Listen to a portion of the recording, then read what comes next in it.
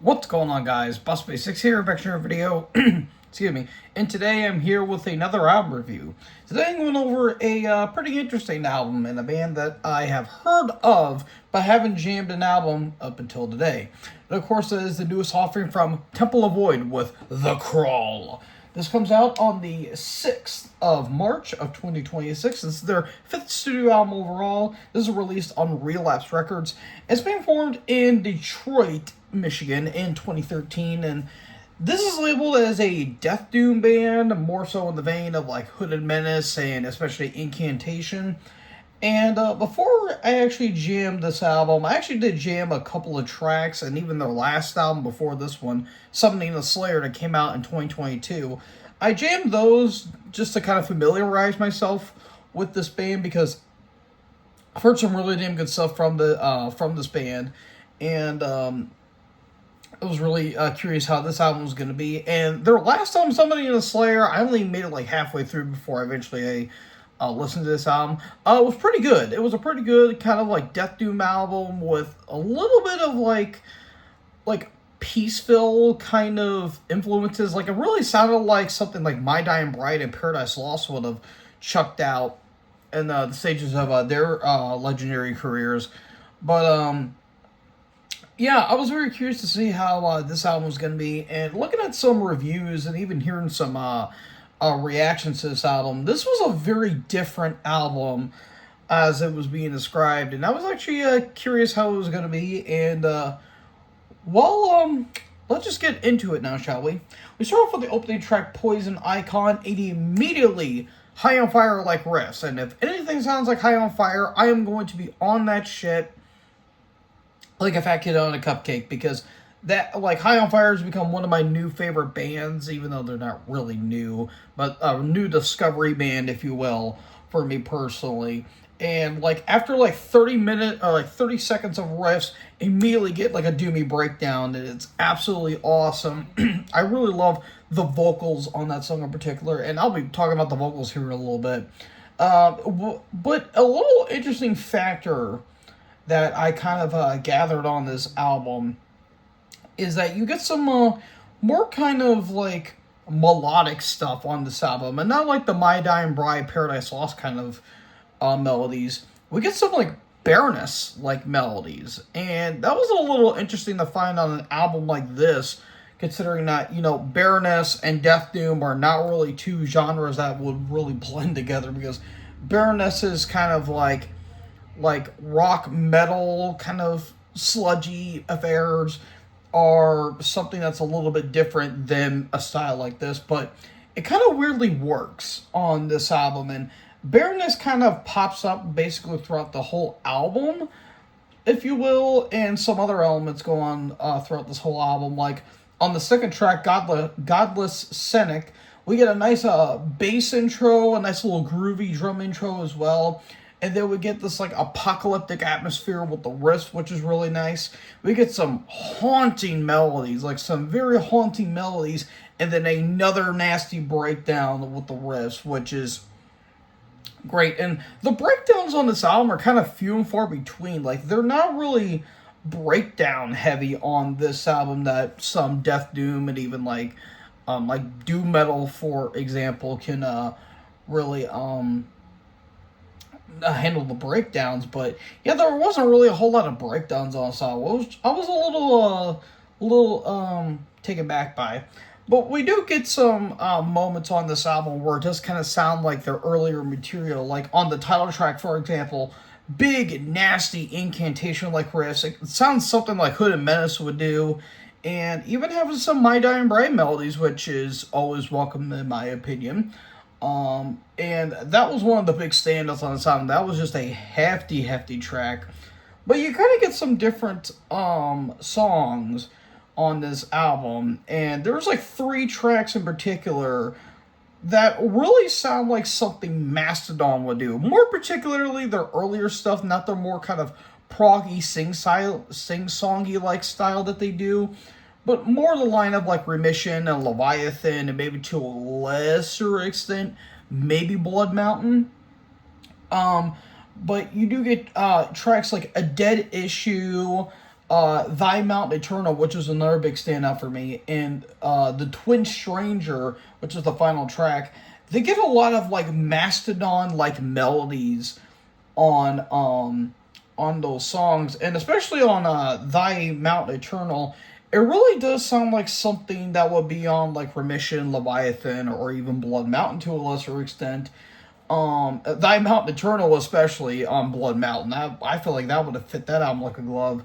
Um, but you also get some like Opeth like melodies on that track, Thy Mountain Eternal as well, which is pretty interesting. But the one big like unique track on this album is A Dead Issue, where the opening has like some like 70s or like 80s like synths to it, which I don't know why the synths reminded me something out of one of the Death Wish films. If you guys remember that, it had Charles Bronson in them, and it's like every time he's about to do something like vigilante like he's got this boom, it like that kind of synth, like it really reminded me of that. I don't know if that was just me personally, but it's like, okay, that was interesting. But on that song, you also have like a nice bass line and again like big Mastodon like vibes. And on Thy Mountain Eternal, you also get some more Mastodon stuff, but even some Opeth like melodies, which I thought was really, really, really interesting. Again, for more of a Death Doom like band. But then you get the Soulburn, and this is where things really start to bring out that more Baroness like vibe, because it has more kind of rock like hooks that are pretty catchy, if you ask me. And again, there's like a big like Baroness vibe to that track in particular.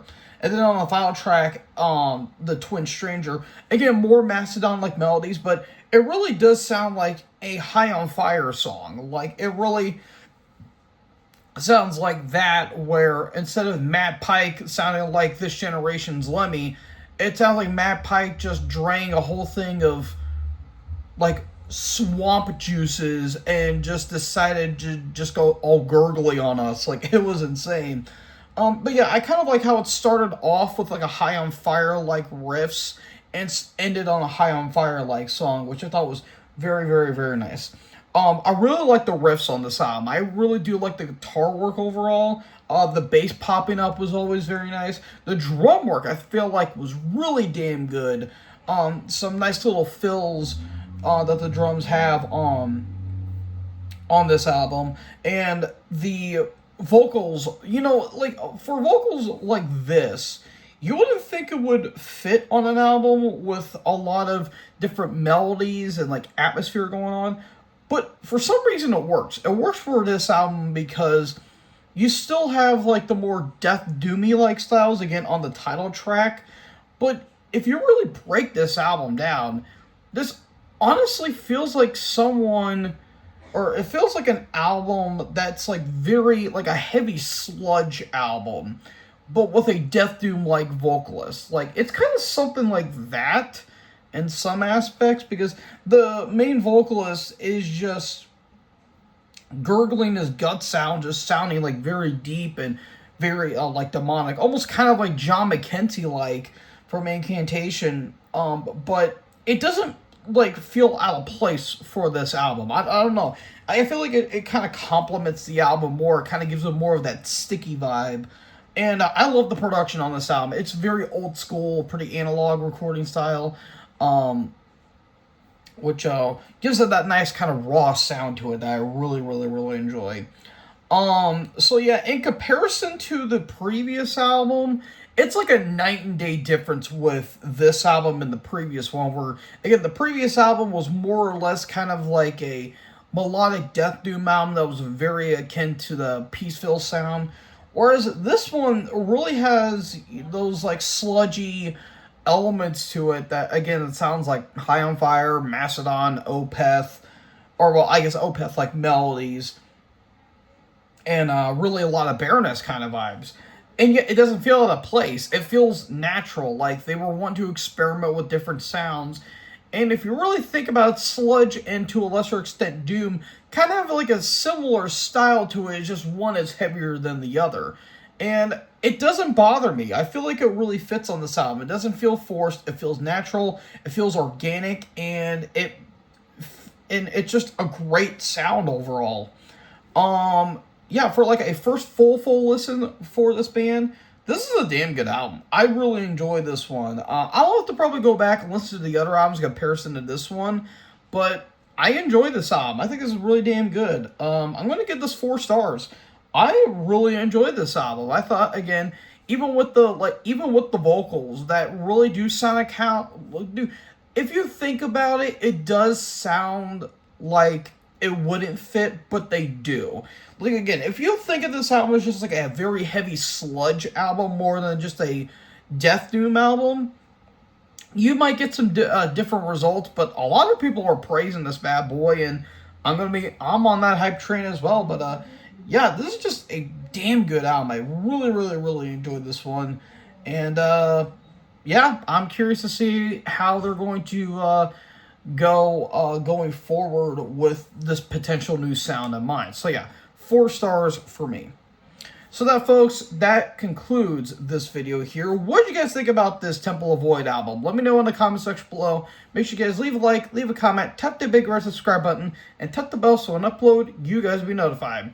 Thank you guys so much for watching this video, and most importantly, join the herd. Talk to you guys in the next video. Peace out.